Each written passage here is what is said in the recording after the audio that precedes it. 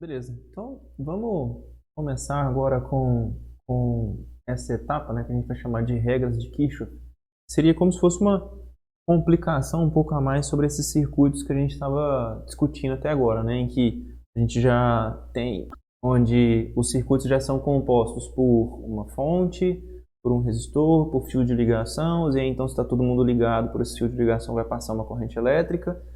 E aí agora a pergunta vem que é o seguinte: e se a gente tiver mais do que mais do que uma fonte, ou se tiver o que a gente vai chamar de motor, né, o que consome energia e não é um resistor? Como é que funciona esse negócio? Como é que funciona essa análise do circuito? Como é que a gente determina as propriedades desse circuito? A corrente elétrica que passa pelos pedaços, pelas partes do circuito? Então, para fazer isso, uma das maneiras, pelo menos a que a gente vai ver no nosso curso, chama analisar as malhas e analisar os nós, né, ou as regras de Kirchhoff. Por quê? Porque, de maneira geral, a gente não consegue resolver ele simplesmente falando sobre associação de resistores. Por quê? Porque nele, por exemplo, tem esse símbolozinho aqui que é de uma fonte, tem um símbolozinho aqui que é de uma outra fonte, e aí como é que funciona essa análise, né? Então, para isso, a gente tem duas regras, que são essas regras de Kirchhoff. Uma delas chama regra das malhas.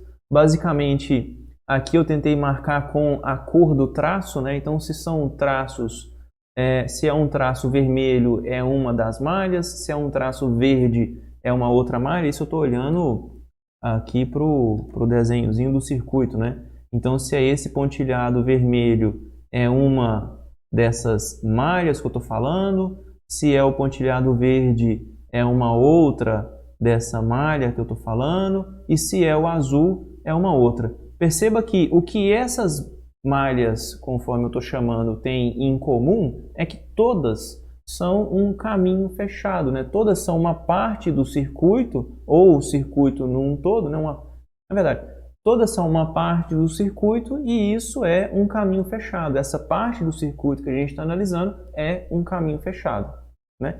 E aí, a outra regra é essa dos nós. Então, no caso, esse circuito que está representado aqui, ele tem dois nós. Os nós são onde ocorrem as emendas dos fios, né? Então, tem uma emenda ali no ponto A, tem uma outra emenda no ponto B, né? Então, a gente tem essas duas regras, a das malhas e a dos nós. Vamos analisar elas com um pouquinho mais de calma. Então, a primeira regra, a das malhas, ela basicamente é o princípio da conservação da energia.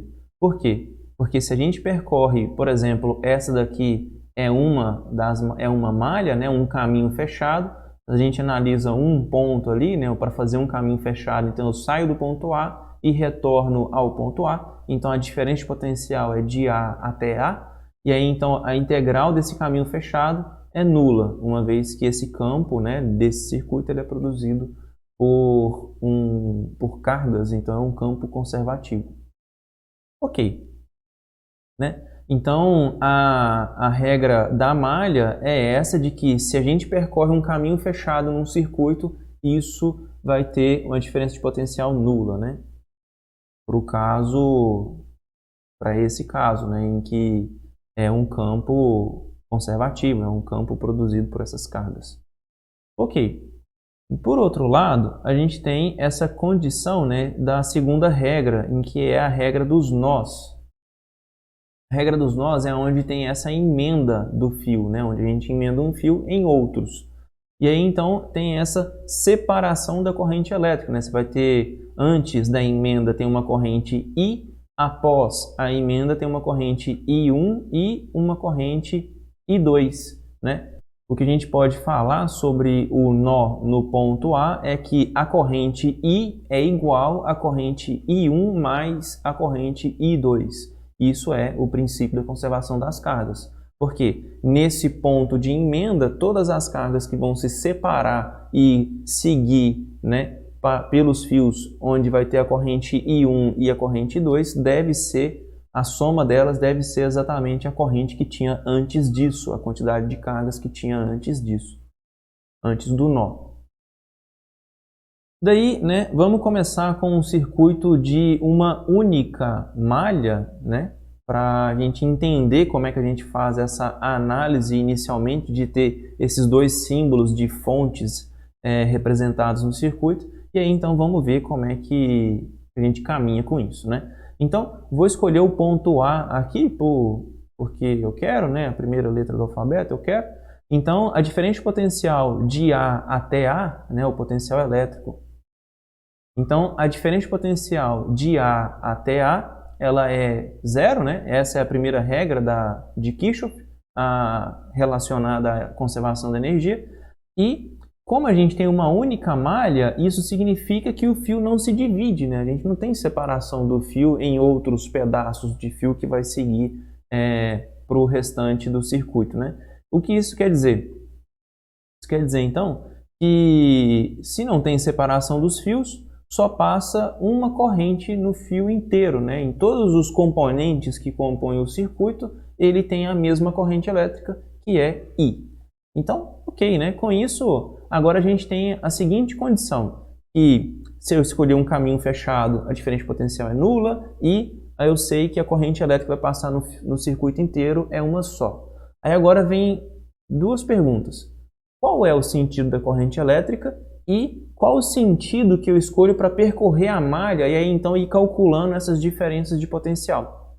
Essas duas respostas elas são arbitrárias, né? A gente pode escolher um sentido qualquer para a corrente elétrica, bem como escolher um sentido qualquer para a malha. Então, por exemplo, para esse circuito que tem uma única malha, nós temos 4 possibilidades para escolher sentido da corrente elétrica e sentido da malha. Por exemplo, o sentido da malha eu poderia falar, o sentido da malha é no sentido horário, ou não, o sentido da malha é no sentido anti-horário. Qualquer um dos dois, não faz diferença. E o da corrente? Não, então o da corrente, para o sentido da malha sendo o sentido horário, eu vou escolher a corrente também sendo o sentido horário. Ou então, não, para o sentido da malha sendo anti-horário, eu vou escolher o sentido da corrente elétrica sendo horário. Ou então o contrário disso, né? E aí, tanto faz. Na verdade, é tanto faz. Você escolhe qualquer um deles, né? Mas, meio que, tradicionalmente, a gente costuma dar uma olhada no circuito e aí então com isso a gente tenta identificar mais ou menos para que lado seria a corrente elétrica pela análise no olho mesmo, mas pode ser que a gente erra no final da solução, erra na escolha arbitrária do sentido da corrente, mas isso tem um significado. Como é uma escolha arbitrária, a gente simplesmente vai errar no sinal da corrente elétrica, por exemplo. Mas vamos analisar aqui e a gente chega lá. Olha só. Então, eu vou escolher, porque eu vou escolher que o sentido da malha que eu vou percorrer é o sentido horário. Por que você está escolhendo? Porque eu quero. E eu vou escolher também que o sentido da corrente também é no sentido horário. Mas por que você está escolhendo? Porque eu quero. Poderia ser qualquer outro e não faz diferença nenhuma. Então, né, eu vou escolher também aqui para começar no ponto A e aí a diferença de potencial entre o ponto A e o ponto A é zero, né? Mas eu vou fazer aquelas somas dos elementos neutros dos outros pontos de potencial, onde vai ter o potencial no ponto B, o potencial no ponto C, o potencial no ponto D, o potencial no ponto E, o potencial no ponto F e G. E finalmente chego no potencial no ponto A de novo. Como eu saí do ponto A e voltei no ponto A novamente, isso é zero.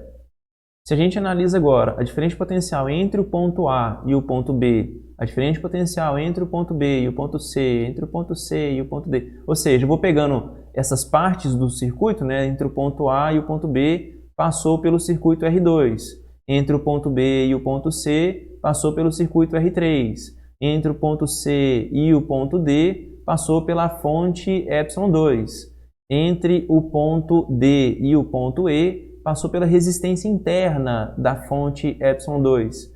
Entre o ponto E e o ponto F, passou pelo resistor 1. Entre o ponto F e o ponto G, passou pela fonte 1. Entre o ponto G e o ponto A, passou pelo resistor interno à fonte 1. Então, com isso, né, eu posso escrever as diferentes potencial para cada um desses termos, e aí aqui é que entra o peso da nossa escolha arbitrária para o sentido da corrente e o sentido da malha. Como assim?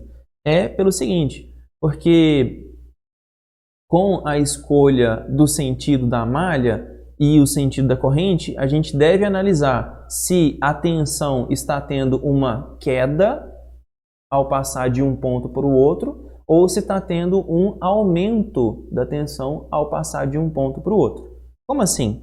Então, por exemplo, eu sei que se a gente percorre a malha no sentido da corrente de A para B, e a corrente elétrica é nesse sentido também, de A para B, e aí então, quando eu passar do ponto A para o ponto B, como ele passou as cargas estão passando pelo resistor 2, né, eu estou indo no mesmo sentido, vai ter um consumo de energia pelo resistor 2. Então tem uma queda de tensão do ponto A para o ponto B. Do mesmo jeito que quando eu passo do ponto F para o ponto G, como eu estou indo no mesmo sentido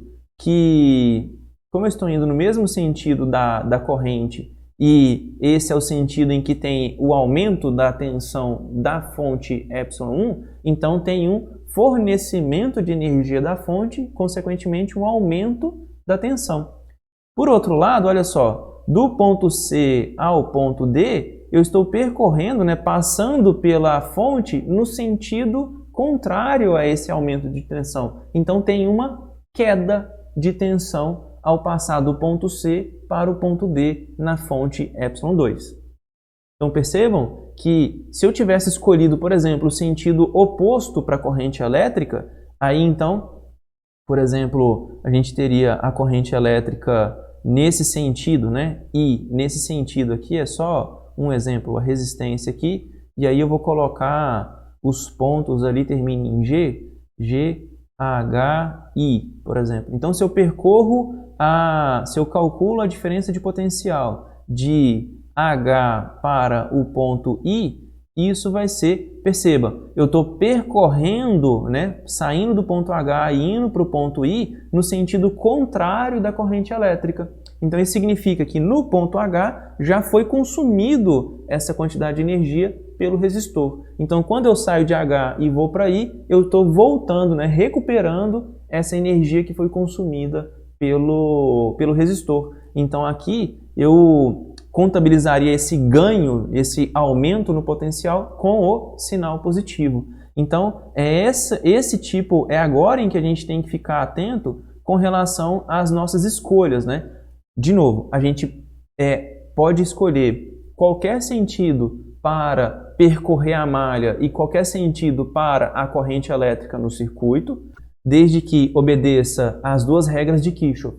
Um deles, que é a regra das malhas, né? Ou seja, a gente vai escolher um caminho fechado para percorrer um circuito, e aí então a gente tem a diferença de potencial nula, e a regra dos nós, que ao separar um fio, a corrente que tinha antes da separação do fio vai ser igual à soma das correntes dos fios separados, né?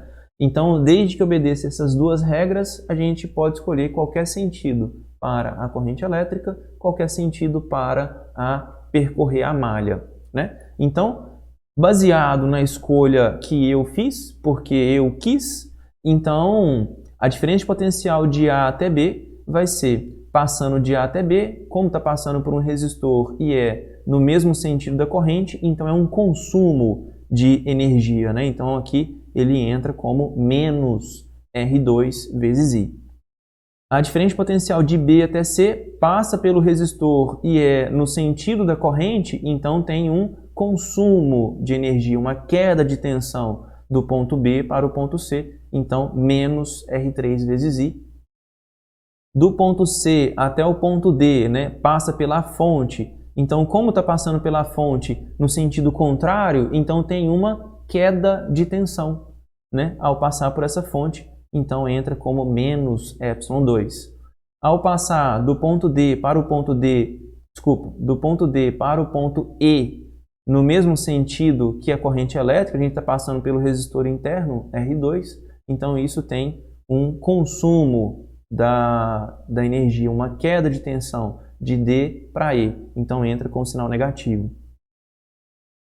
Continuando, dá diferente potencial entre o ponto E e o ponto F, então nós estamos passando pelo resistor R1.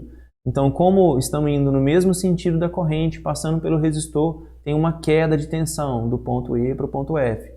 Passando do ponto F para o ponto G, então estamos passando pela fonte, como está indo no sentido da tensão, né, no sentido do aumento da tensão pela fonte, então tem um ganho de energia, um aumento de potencial de F para G. Então aqui tem a contribuição positiva, né, mais ε1.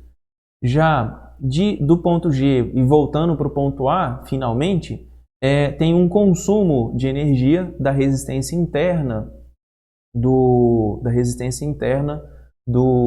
da fonte ε1, e como estamos passando no sentido da corrente, então negativo, né? Menos R1 vezes I.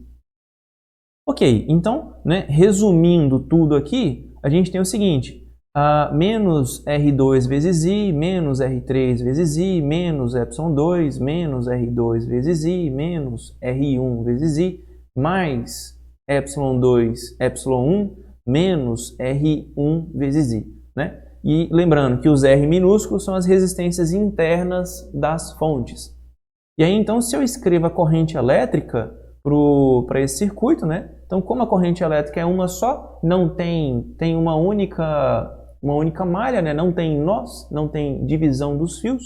Então, isso quer dizer que a corrente elétrica vai ser a diferença entre ε1 menos ε2 dividido pela soma dos resistores, né? E é aqui que entra a nossa análise com relação à nossa escolha arbitrária do sentido da corrente. Percebam, pela equação que nós chegamos, o seguinte: se ε1 é maior do que o ε2, ε1 maior do que o ε2, então o que isso quer dizer? Quer dizer que essa subtração aqui vai ser maior do que zero. Se ela é maior do que zero, então a corrente elétrica é maior do que zero. O que isso significa? Significa que o sentido que nós escolhemos para a corrente elétrica está correto. E, por outro lado, se a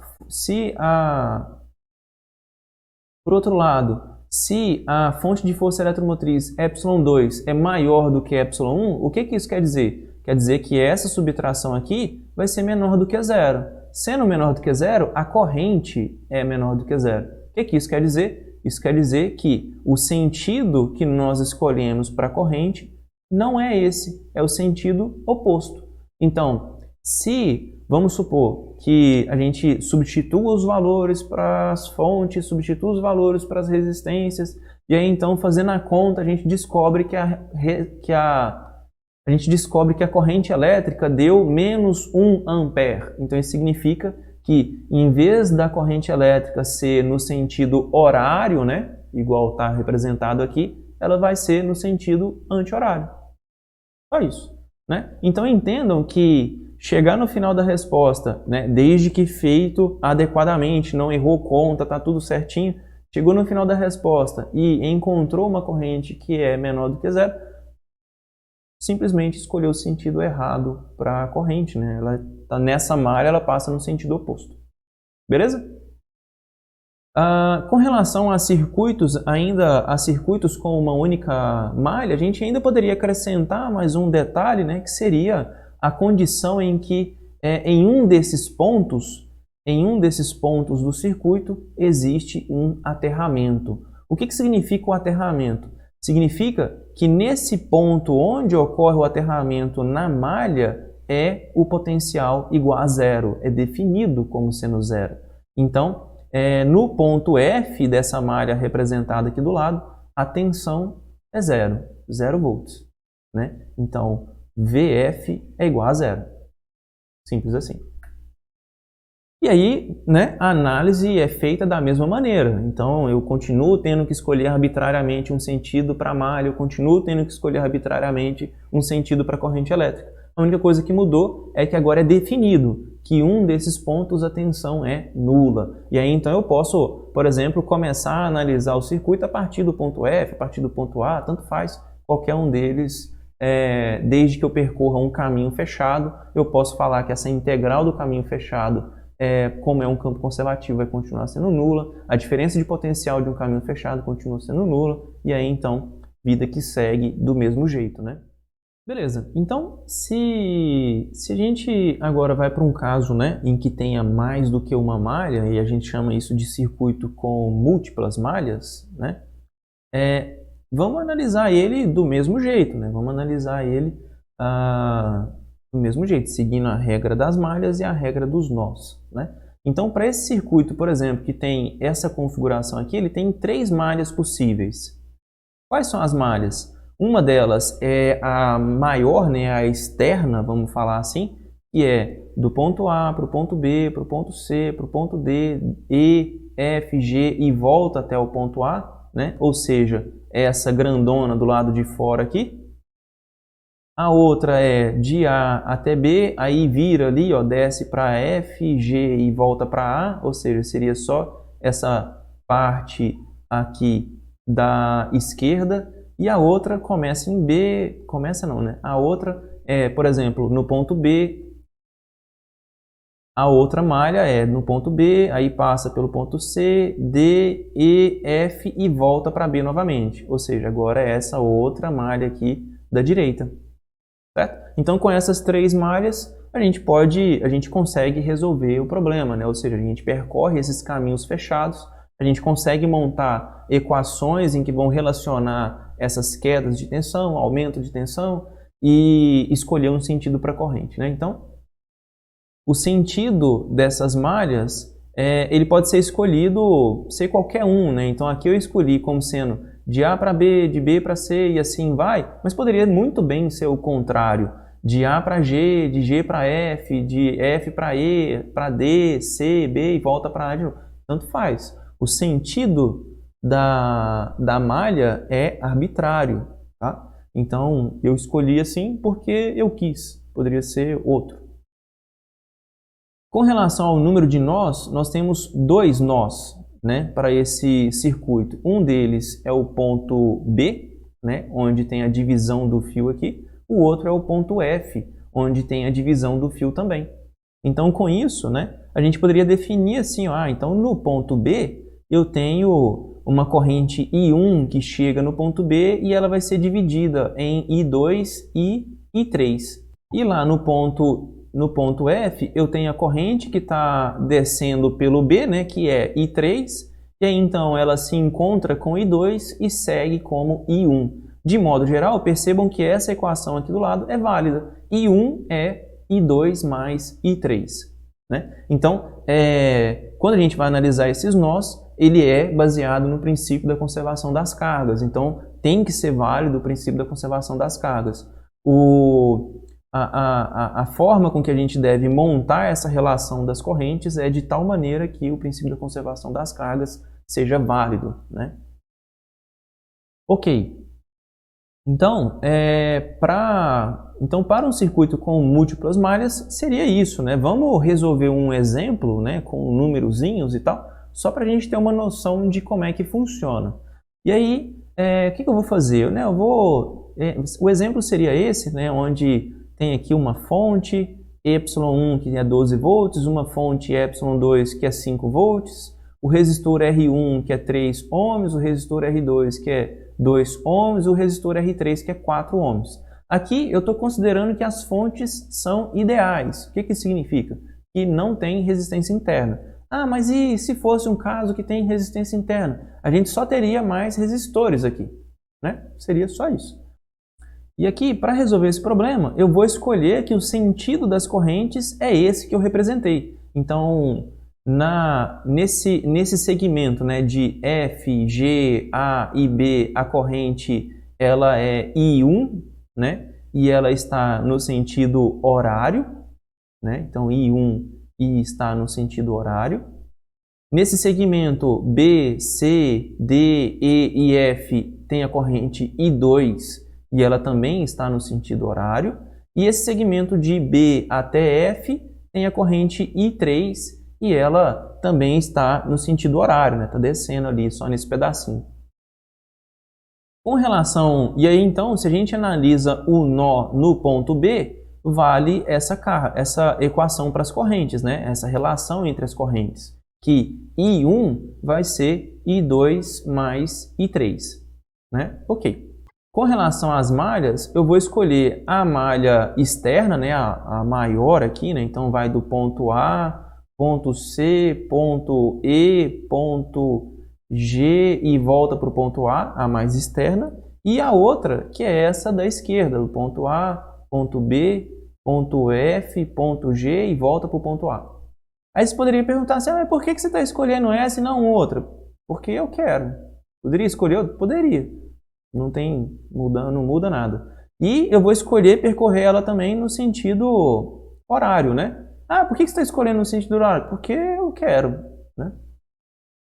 Então, daqui, né, a gente tem que lembrar que a diferença potencial entre um único ponto no circuito, no circuito é nula, né? E aí então eu tenho, né, aquele esqueminha de somar o elemento neutro, né, a diferente potencial no ponto B, diferente potencial no ponto C, D, E, F e G, né? E aí então o que eu tenho? Vamos analisar aqui com calma. Ó, a diferença potencial entre o ponto A e o ponto B, como é só um fio de ligação, é nula, né? Aqui é nula. A diferença potencial entre o ponto B e o ponto C também é nulo, é só um fio de ligação. A diferença potencial entre o ponto C e o ponto D já passa pelo resistor. Como passa pelo resistor no sentido da corrente, então está tendo uma queda de tensão de C para D. Então aqui vai contabilizar como menos R2 vezes I2, porque a corrente que passa no resistor 2 é I2. Ok. Do ponto D para o ponto E, eu estou passando pela fonte ε2, mas é no sentido contrário à fonte. Então está tendo uma queda de tensão, menos ε2. Do ponto E para o ponto F, está passando somente por um fio de ligação, não tem contribuição de tensão nesse caso. Do ponto F até o ponto G, está passando pelo resistor R1 e no sentido da corrente. Então está tendo uma queda de tensão. De F para G tem uma queda de tensão menos R1 e a corrente que passa nesse segmento do circuito, I1. Ok. Do ponto G até o ponto A, passa pela fonte e, além disso, é no sentido do aumento de tensão da fonte, né? Então, mais ε1. Ok. Então, né, reescrevendo a equação aqui, fica menos R2I2, menos ε2, menos R1I1, mais ε1. E isso é igual a zero. Daí eu poderia, né, isolar aqui, separar as fontes dos resistores, só para reescrever e ficar talvez mais bonitinho, ficaria assim a equação. Vamos guardar ela aqui por enquanto. Agora vamos analisar a segunda malha, né? A malha de A até B, F, G e volta para A. Então, ou seja, essa malha aqui da esquerda, né? Então, olha só.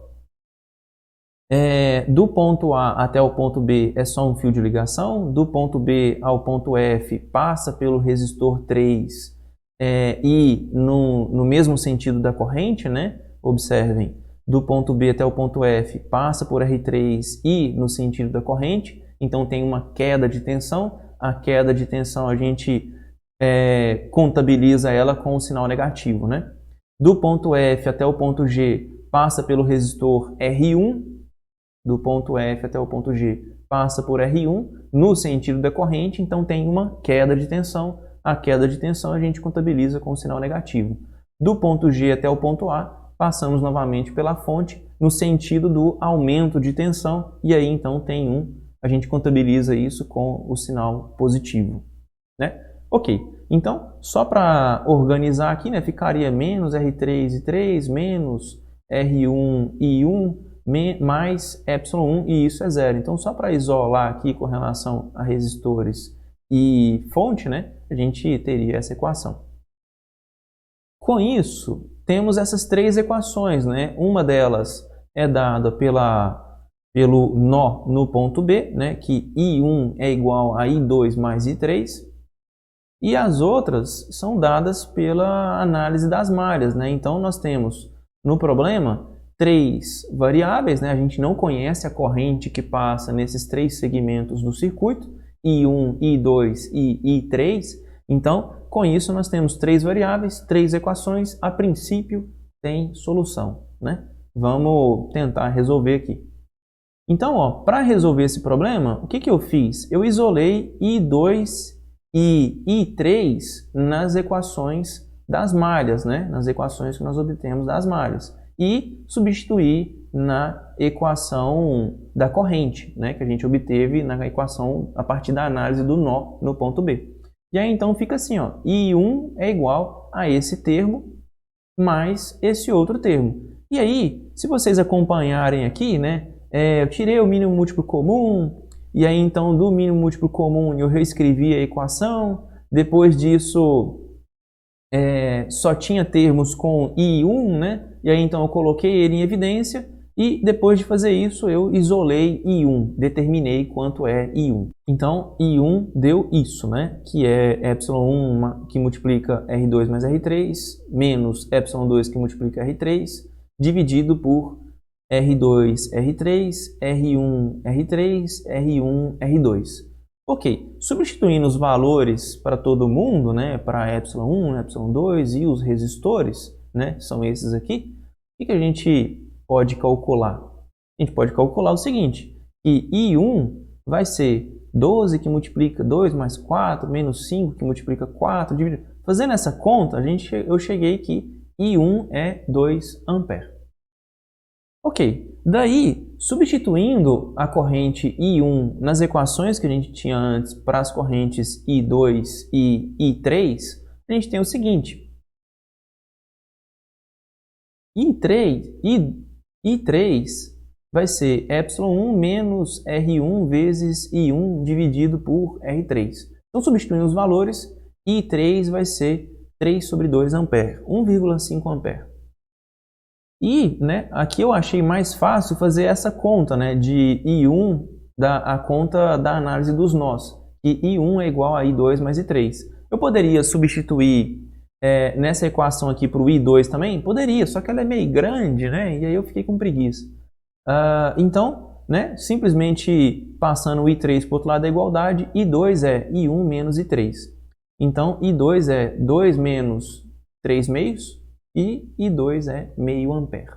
Então, seria isso, né, para a gente determinar essas correntes em um circuito com mais de uma malha. Então, a gente escolhe qual malha a gente vai analisar, escolhe um sentido para essa malha e o sentido para as correntes elétricas, desde que nos nós seja válido o princípio da conservação das cargas. E aí, então, né, a gente analisa isso, lembrando que se a gente passa por um resistor no sentido da corrente elétrica, se a gente passa por um resistor no sentido da corrente elétrica, a gente contabiliza um consumo de energia, uma queda de tensão. Se a gente passa por uma fonte no sentido do aumento da tensão, a gente contabiliza um acréscimo de energia, um acréscimo de tensão. Se é no sentido contrário, um decréscimo de energia, uma queda de tensão, né? Por exemplo, aqui